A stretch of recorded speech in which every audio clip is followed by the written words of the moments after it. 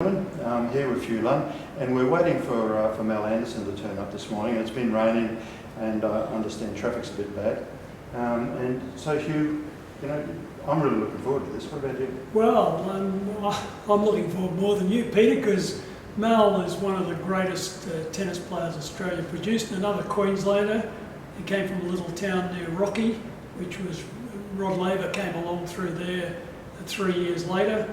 And Mel is incredible in that he won the US Open when he was unseeded, and he was in winning Australian Davis Cup team in 1957. He was another winning Australian Davis Cup team in 1973. So he's the man. Yeah, well, and it should be a great series of interviews. And and here's Mel. Mel, come into the picture. Good morning. Morning, Peter. G'day, Mel. How are you? You stand here, and I'll go.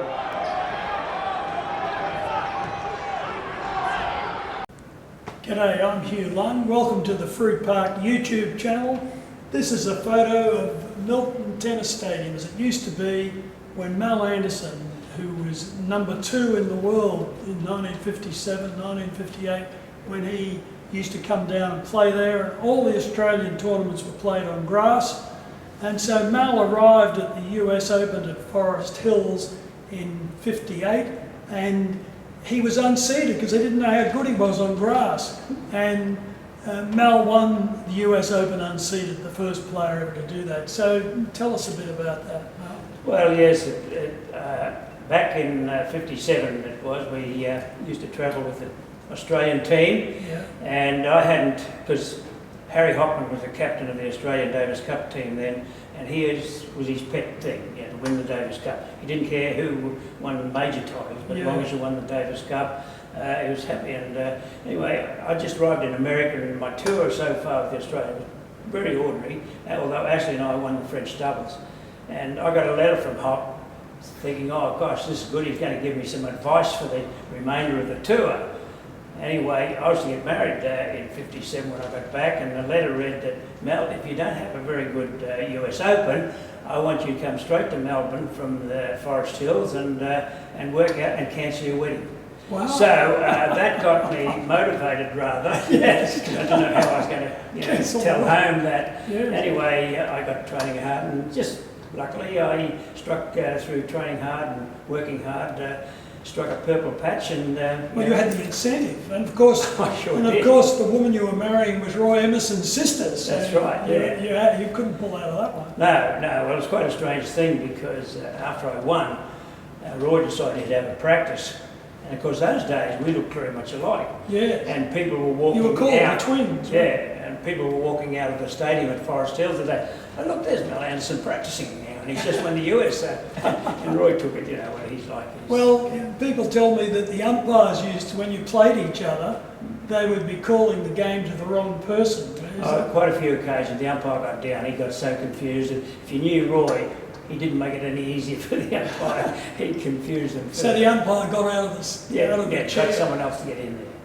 Who could tell the difference? Yeah, but no, it was great back in those days because I came from a small town on a cattle property really. Mum and Dad had 6,000 acres, and I went to Rockhampton Grammar really basically just get coached tennis because they had a great coach, Charlie Hollis, who happened to teach Rod Laver. And but I've known Rod since about 9 years of age, and they had a court on their backyard.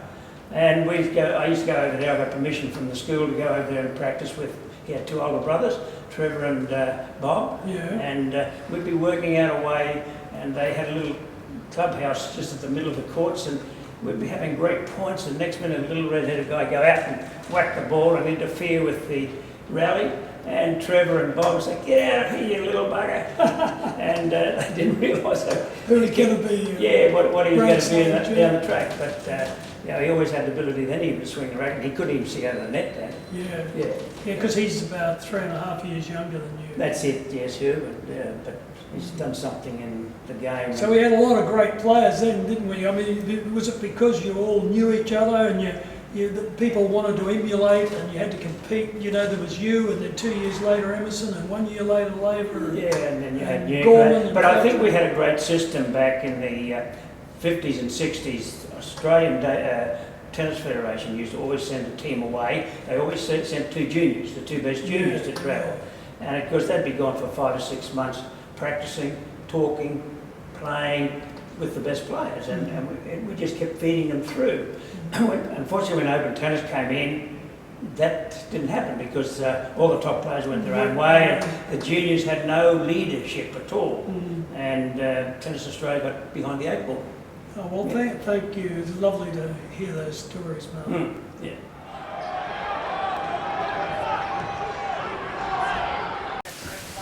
Hi, I'm Charlie Fancutt, and this is the tennis practice ball. The council has built many of these in the parks, and they hopefully build many more, and they're fantastic. Please use them, all you young players and older players.